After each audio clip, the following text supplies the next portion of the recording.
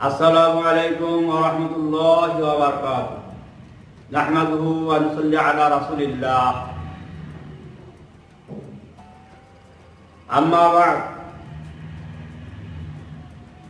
বন্ধুগণ, আমরা যে এখন আলোচনা করব সেই আলোচনা হচ্ছে অনেক মূল্যবান। বিষয়টা হচ্ছে জিহাদ কি নামাজের মতো ফরজ?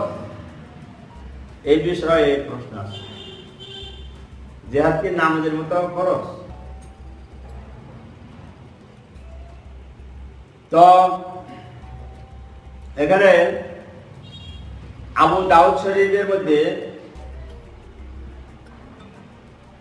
হযরত আবু হুরায়রা রাদিয়াল্লাহু আনহু বলেন,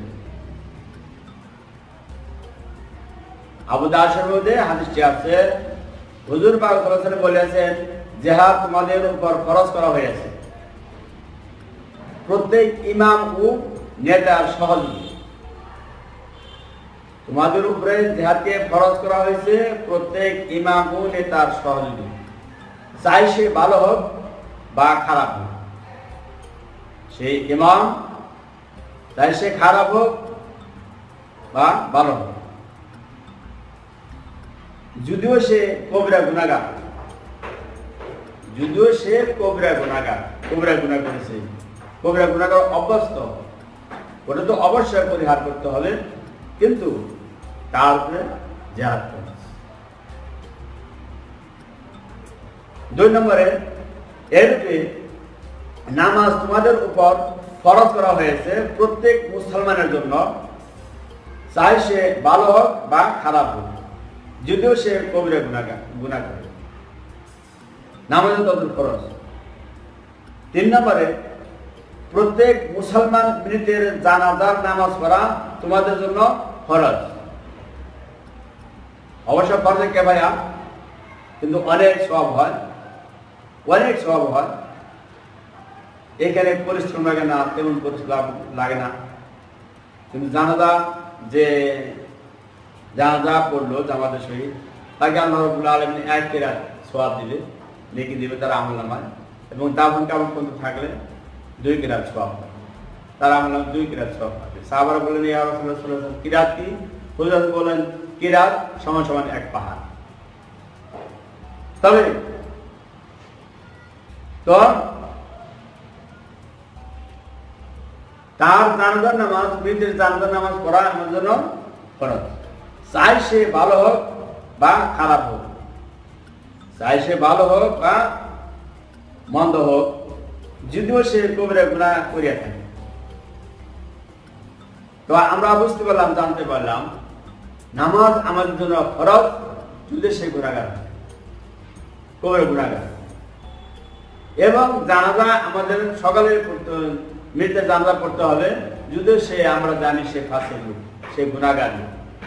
তো জানাজা গেলে আমাদের সকালে যদি মুসলিমায় কিছু লোক যায়, হক অবশ্যই আদর হয়ে যাবে, কিন্তু এত গুরুত্ব, এত সওয়াব রয়েছে, আমরা মৃতের জানাজা করি।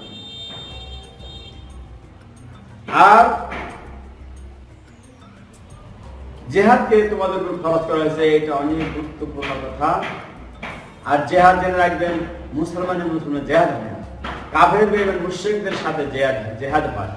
আর যদি বিভিন্ন রূপে, বিভিন্ন ভাবে, বিভিন্ন কায়দায়, বিভিন্ন কৌশলে আমরা সেই মিয়ানমারে যেতে পারতাম, তবে ওদেরকে পাড়িয়ে চড়িয়ে শেষ করে দিয়ে আসতাম।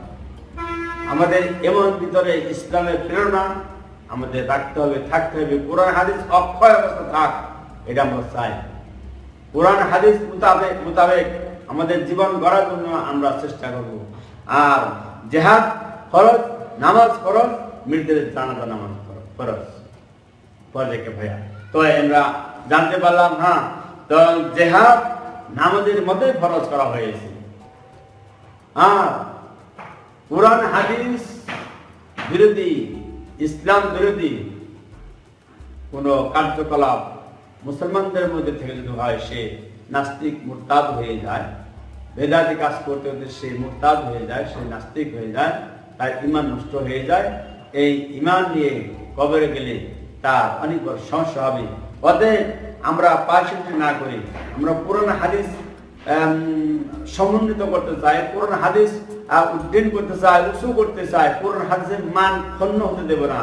কিন্তু পীর সাহেবকে নিয়ে আমরা টানা চেষ্টা করবো না, পীর সাহেবের মান মর্যাদা নিয়ে মাথায় নিয়ে তার আমরা দৌড়দৌড়ি নাচানাচি করবো না। পুরানো হাদিস মোয়াফিক সে ঠিক আছে কিনা, তারপর সে পীর ঠিক থাকবে।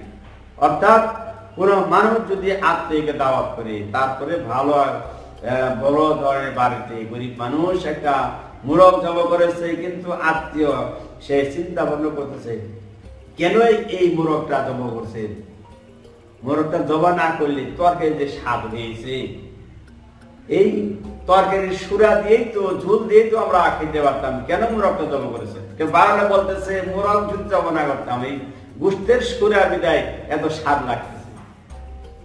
তদ্রূপ কোরআন হাদিস না থাকলে তার পীড়িত্ব থাকে না, পীরগিরি থাকে না। কোরআন হাদিস আছে বিদায় সেই পীর দাবি করতে পারতেছে। তারপরে কোরআনের বাইরে তো অনেকেই মারফত এটা সেটা কত কিছু বলে, তো এই ধরনের কত চুপ ডাকাত পিসাব সাইজা মানুষের সামনে আসতেছে। তো যাই হোক, তো জেনে রাখবেন কাফের মুশরিকদের সাথে জিহাদ ফরজ, নামাজের মতোই ফরজ। আমরা জানতে পারলাম জিহাদ নামাজের মতোই ফরজ, যদিও সে গুনাহগার হয়। প্রত্যেক নেতার সহযোগী, চাই সে খারাপ হোক সে মন্দ হোক, নামাজ প্রত্যেকের ফরজ, চাই সে ভালো হোক সে মন্দ হোক। নামাজ ভিতরে জানাজা পড়া ফরজ, যদিও সে মন্দ লোক হয়, কবিরা গুনাহগার হয়। আমাদের আলোচনা এখানে শেষ। আমাদের এই ভিডিওগুলো যদি আপনাদের ভালো লাগে লাইক দিন এবং বেশি বেশি করে আপনাদের বন্ধু বান্ধবের নিকট শেয়ার করুন এবং আমাদের সাথে থাকতে হলে আমাদের চ্যানেলটি সাবস্ক্রাইব করুন। খুদা হাফেজ। আসসালামু আলাইকুম ওয়া রাহমাতুল্লাহি ওয়া বারাকাতুহু।